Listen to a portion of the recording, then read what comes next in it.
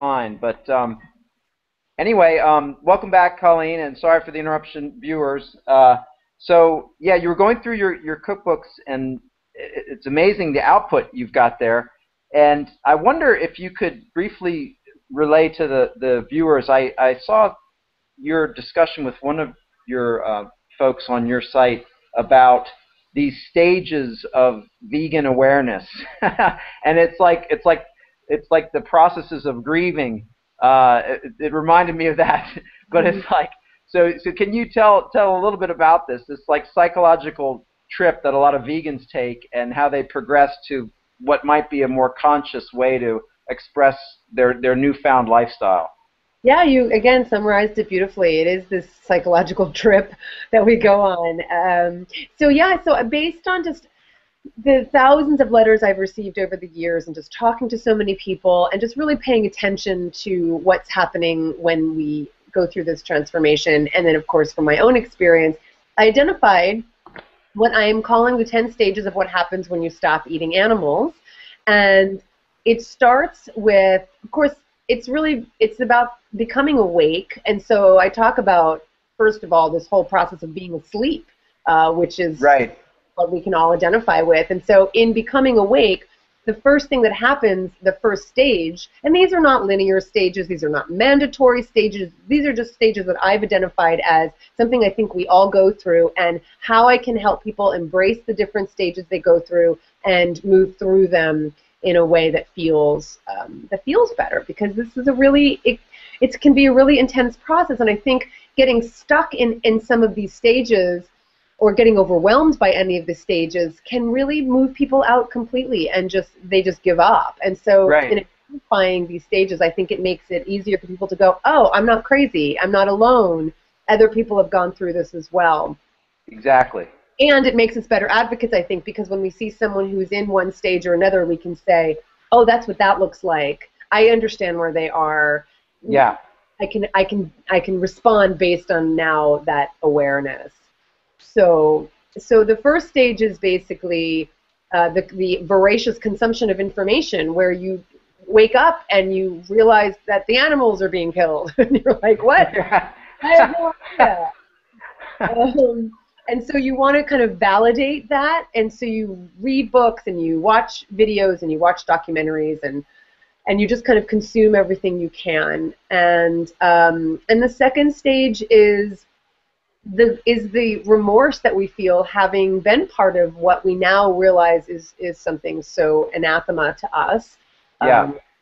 So we kind of go through the remorse of feeling guilty, having been part of it, feeling guilty that we eat something that's not vegan, wanting to be a perfect vegan, and we kind of go through all that stuff.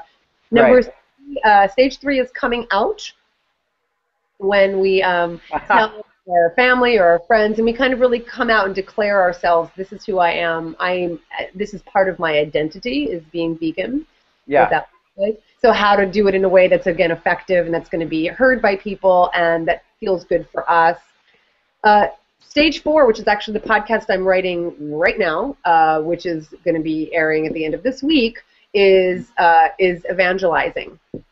So a lot of us can identify with being so excited about this newfound awareness that we want to tell everybody about it. And so in this stage, I'm really talking about the difference between really embracing that enthusiasm and sharing that enthusiasm, and the difference between that and proselytizing in order to convert. So there's a lot to talk about, and I use the comparison with religious evangelizing. And I love that. Yeah, and I actually really encourage people to embrace evangelizing. The word evangelize quite literally means, etymologically, means sharing the good news. And so there's nothing wrong with that. I want people to embrace it. It's just that it's been co-opted by certain groups of people who might make us uncomfortable, because there's also the conversion and judgment aspect of it. So without being judgmental. So that's the idea. Stage 5 is anger and grief, having evangelized and no one's changed because of it, kind of what you were talking about before. Here I am, I'm doing this, I'm talking about it, I'm excited about it, I've told family and friends and no one's done anything about it, and also feeling overwhelmed by how much suffering takes place. So kind of just the sorrow and anger we might feel, aware of how big this issue is. Yeah. is And stage I love 5. something. I love something I heard you say when you were talking to someone that you can't really live in this all the time. You can't look at what's being done to these animals 24/7. You can't do it. You can't psychologically do it because you'd be too you'd be too depressed. You'd be clinically you'd have to be taking medication Yeah. because or it's too awful. It's too horrifying. It is, and I think so I'll probably be talking about that more in stage 5 in the grief and the sorrow, because what happens is we, having become aware of this, feel obligated to continue to look at it. And I think Yeah. I maybe talked about that in stage 1 a bit because we start looking at these videos. So how do we look at these videos and bear witness, which I believe we should do, and I believe we should revisit it periodically because we could become detached from it and wind up kind of losing our foundation and losing our way. But we still don't want to do it in such a way that's going to be detrimental to us. And Right. it is so painful, and if we just dwell on that, if we just keep looking and we really dwell on it, it's psychologically traumatic as it is, Yeah. and we need to be able to, frankly, some cognitive dissonance is actually healthy because we Yeah. live. Yeah. Yeah. Yeah. All right. Now, there's a big issue that I think you'll have some knowledge on. I'm sure you have a lot of folks that come to you with this, and you know, there are people who it's this low carb movement. Okay, so like paleo, primal, and then what that leads to, of course, people have to get enough calories in their diet. And you can't eat salads all day and get enough calories. You're just not going to do it. You can't get enough calories from just vegetables unless you have some high carbohydrate veggies in there, like potatoes. So what do you do for folks that are like gluten intolerant or people that are trying to do this low carb thing? And do you think that these issues are they are they so big because it's kind of been this marketing jump on the train thing, or are they really big because there are this many people that have these intolerances? What's happened with you and the way you've dealt with this? Ah, I, um, so I don't subscribe to any particular way of eating vegan. I mean, for me, being vegan is about manifesting my compassion, period. That means not eating animals and eating plants.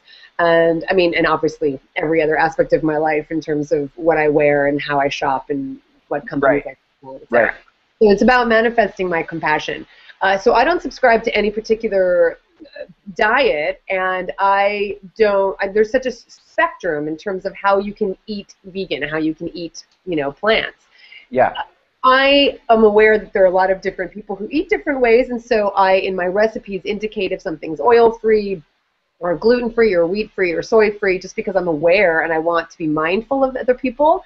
But in terms of, I don't subscribe to it, and I actually think, I mean, there's so many trends. I mean, now that I'm over 40, I can say things like, there were days when, and I remember when, because I've watched now trends happen over the last 2 decades, 3 yeah, decades, and I've been aware of the different trends that have come and gone.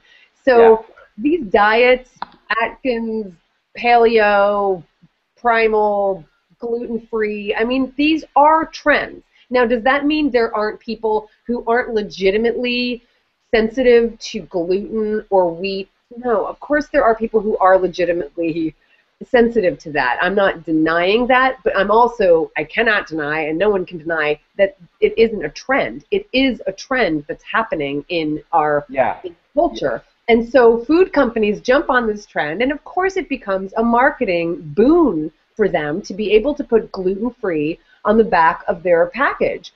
My problem with most food trends and most diet trends is that there's a judgment that if I'm gluten-free because I have a sensitivity to gluten, that means gluten is bad. If I can't eat soy because I don't feel good if I eat it, that means soy is bad. yeah, If I eat oil, that means if you eat oil, that's bad. And I have a real problem with people judging others, just in general, and that everybody's supposed to eat the same way. If you don't want to eat oil, don't eat oil. But that doesn't mean if I have oil in my recipes that I'm like a bad person, or if Right. I love gluten. I'm saying it right now, I love gluten. I am gluten-full. If you have a problem with gluten, fine.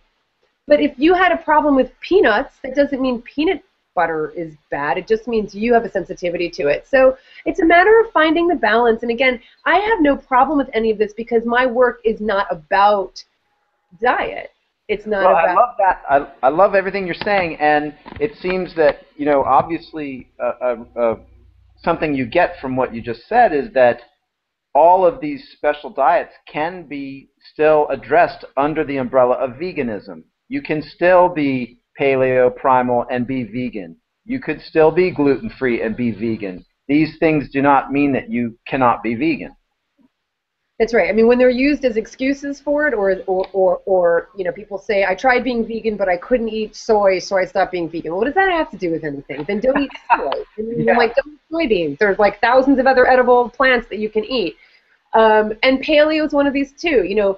Again, for me, the issue is that when one is pitted against the other, when something like paleo or primal or whatever these ridiculous things are, I call the paleo diet the pasturbation diet because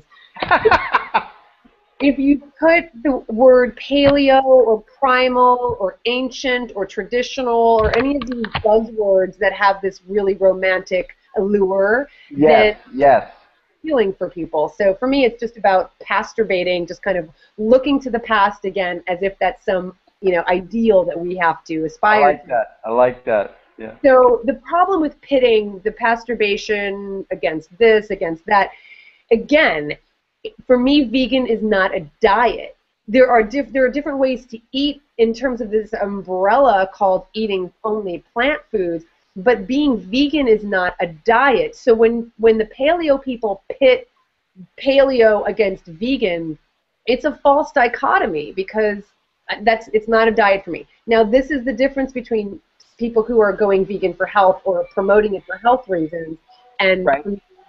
what truly being vegan is about. Now, okay, fine. Whole foods, plant-based diet against paleo, it's the same thing. Ultimately, they're each a diet, and that's all they are. You're just choosing to eliminate certain foods and emphasize certain foods over another. But yeah. Yeah, I like everything you're saying there. So one other thing I'd like to go through with you, if you could tell us, most people when they do switch to a vegan approach notice a lot of health benefits, and I'm wondering if personally you experienced some of that. I did, yeah. I mean, again, I don't make promises to people who are interested in being vegan because I think that would be really irresponsible of me to make promises. However, there are certain things we see happen when we stop eating animals, namely that really the healthiest body has, everything has to do with blood flow, right? So we can either choose foods that hinder blood flow or help blood flow. And based on that, we're going to see differences in terms of our blood cholesterol. We're going to see differences in terms of, our blood pressure because we're allowing our blood to move very freely throughout our bodies. And right. That affects different organs. So that's very true. And because fiber is a huge element, obviously, of vegetables, it's only in plants, it's not in animals. I definitely noticed a huge difference when I became vegan in terms of regularity. I mean, it's just the way it is. I grew up eating so many animal products, and I was the kid who would go to school late, or I would be really uncomfortable or constipated or what have you, and oh my gosh, I mean, it's just a beautiful thing. That's such a great point, Colleen. I mean, it's there's a great saying, have a bowel movement a day, and you should probably have more than that. If you're eating a lot of plant foods, you probably have more than one. So yeah. We don't get into too many details, but let's just say I usually have more than one, and it's like and it's really funny because these questions sometimes come up in a cooking class, and it's not what you really want to talk about. So just on a very surface level, no, regularity is a huge one, and also in terms of my menstrual cycle. Again, not what you usually talk about in a cooking class. However, in terms of things moving freely and fat not hindering things also, because fat really affects hormones. And so I noticed a huge difference in terms of just in terms of not having the cramps that I had when I was eating animal products, and that has a lot to do with fat. So I didn't go vegan to have any particular health benefits, but certainly I experienced those things when I did, and it was kind of like, oh wow, I didn't expect that, but I'm so glad this is happening. I'm really glad it's happening, and that has continued to be the case throughout the last 15. I'm so happy you bring that up, because I've asked many women that I've interviewed about this, and Dr. Pam Popper says basically menstruation and menopause become a non-issue. Yeah. Now, I like what you're saying, don't promise anything, but it's commonly happens, and you think about people who live with these, they live thinking that this is a natural part of life, and really it's not. It's not a natural part of life to have a natural process be highly uncomfortable, So anyway, I love that your experience reinforces that, what appears to be a truth. All right, so one thing I thought would be really good if you could tell us. It seems to me that for you, the primary motivation and the breadth of your knowledge falls around ethics. Mm-hmm. Is that fair to say? I mean, I think of veganism as a kind of it has three prongs with which you can address people about either ethics, health, or environment. And they're all, of course, interrelated, and they're all important. And it seems like once you become a vegan, you become conscious of all three facets. Mm-hmm. But in terms of ethics, it seems like that's really a specialty of yours. And are there resources that you would recommend people if they want to further explore this? I heard you use the term due diligence, and I thought that was really interesting to use that for vegans, that they kind of do a little study and figure out these things and find out about them. Can you talk about some good resources in that regard? Yeah, I mean, so I want to clarify that, people come to veganism for a variety of reasons. And I always say pick a reason, because this is a response to so many things that we're concerned about. Yeah. I think it's just important for me to say, because the biggest misconception about being vegan is that it's an end in itself. And so that's where we get into trouble, where people try to be perfect and they think there's some purity aspect, and you can get a certification, I'm 100% vegan, and if I do this, then you should do this too, and there's this judgment, and there's the vegan police, that's not vegan if you do this. And that's all wrapped up in the perception that being vegan is somehow the end that we're seeking. For me, being vegan is the means to an end. And for me, that end is unconditional compassion. For others, it might be optimal wellness, right? So being vegan is the means to get to those things, but it's not the end. And when that's the perception, then everything just becomes a lot more relaxed in terms of, and clear about why we're doing what we're doing. And not about being perfect, and that it's not about being pure, and that it's not some certification that you can get. So for me, it's really important. Whether you're interested in animals or environment or health or whatever, that's great. Most of us come to it for one reason, and then it becomes many reasons. We stay vegan for many, many reasons, and we can justify, staying vegan because there's so many benefits to us, to the earth, to the animals, etc. So that's just kind of my whole take on being vegan in general. And as far as resources, it depends on what you're looking for. I mean, I am very much interested in compassion as a way of living. So my resources for that might be, certain writers who would talk about compassion, because for me it's about living a compassionate life in all ways. In how I speak, and who I interact with, and how I treat my neighbors, my fellow human beings, my fellow animal beings. I mean, it's a matter of living, and speaking compassionately, just in every aspect of my life. So resources for that, I mean, a lot of it, maybe philosophers and, religious teachings and that kind of thing. Well, I love this. I love this term you just threw out there, unconditional compassion. Unconditional compassion. And the idea being, that there are times where we justify not being compassionate. And right. I love that. I love that. And I wonder if you could say on that, I've interviewed several people, and they say that the way they think about animals changes after they become vegan. And I wonder if you could maybe address that, but also, since you're talking about compassion at a broader level, what ways do you think that this unconscious eating of animals affects people in other ways where they wouldn't want to be uncompassionate? Yeah. Oh, God, these are such great questions, Paul. Oh, my gosh. Love it. So to your first question, remind me. I just forgot. Yeah.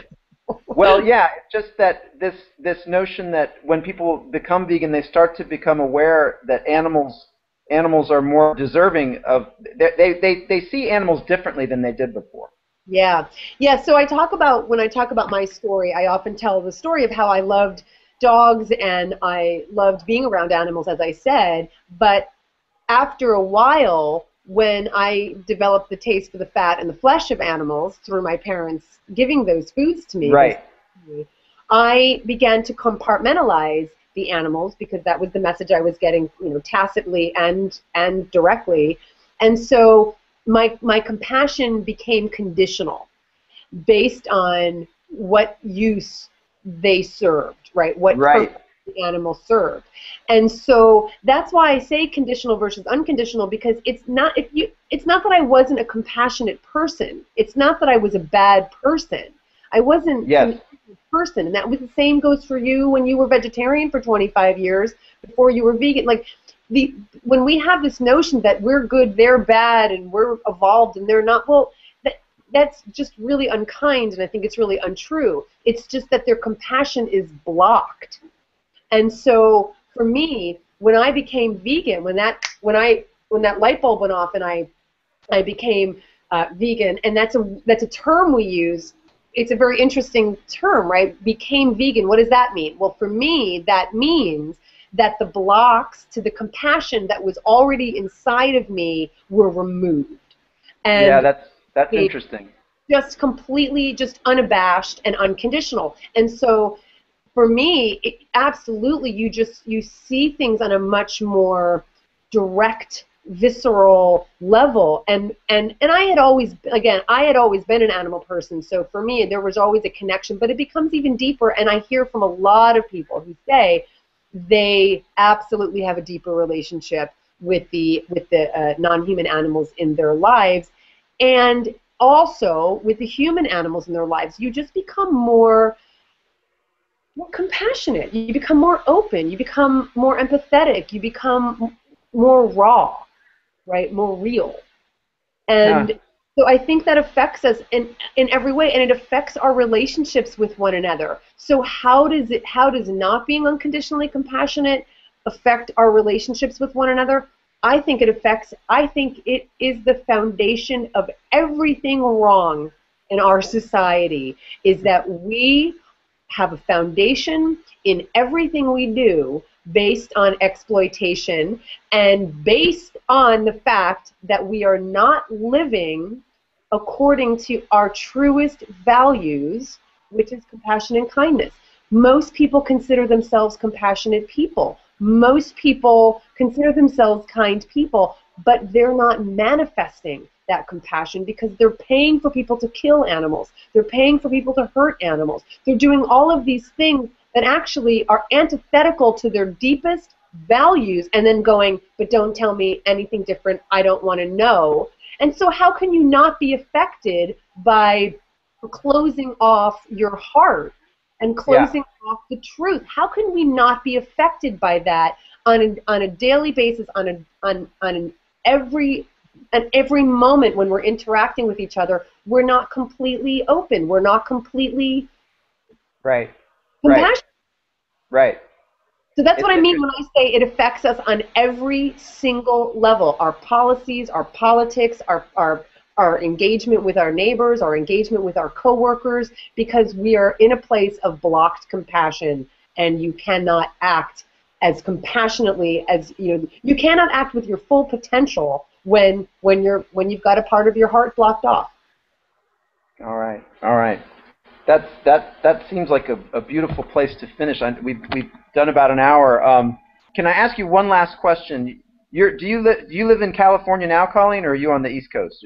No, I've been in California for almost 16 years. All right, now you got a lot of wine country out there. I'm wondering, if being a vegan, do you ever drink a glass of wine, or do you consider that a bad thing to do? No, I don't consider it a bad thing. All right. Very lucky to live among the wine country here. No, absolutely. Being vegan is about joy and abundance and compassion, and that is the life that I live. All right, all right. Colleen, thanks for all your work. You do some beautiful stuff, and I encourage everybody that's watching this to check out your site. And thanks for taking the hour. I really appreciate it. Thank you, Paul. Thank you so much. All right. Take care. Bye.